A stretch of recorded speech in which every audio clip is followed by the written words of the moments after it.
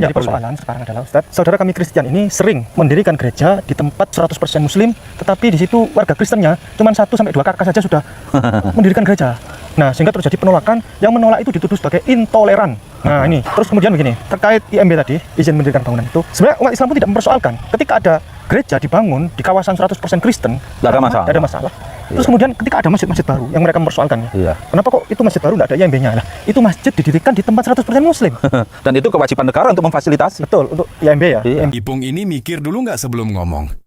Dia bilang ada orang Kristen yang bangun gereja di tempat yang 100% Muslim. Jika tempat itu 100% Muslim, lalu kenapa pula dia bilang orang Kristennya cuma beberapa kakak? Artinya di tempat itu bukan 100% Muslim dong, kan ada beberapa kakak ada yang Kristen.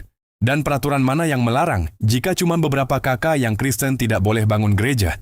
Lalu dia lanjut mengatakan, jika orang Kristen bangun di tempat yang 100% Kristen, orang Islam tidak akan permasalahkan. Gimana mungkin dipermasalahkan? Kan daerahnya emang mayoritas Kristen. Gimana sih logika Ipung ini? Tidak berhenti di situ. Dia lanjut katakan, ada orang Kristen protes ada masjid yang tidak punya IMB. Ipung jawab, kan berdiri di daerah mayoritas Islam. Lah, mana bisa gitu cara mainnya? IMB itu bukan soal mayoritas atau tidak. Namanya saja izin mendirikan bangunan. Masakan karena mayoritas tidak perlu IMB. Logika macam apa itu?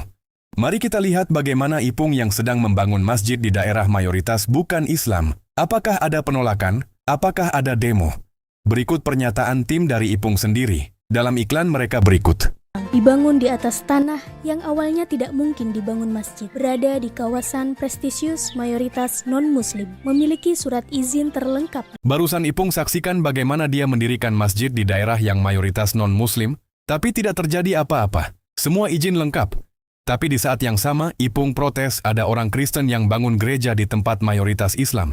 Siapa yang rahmatan lil alamin yang sebenarnya?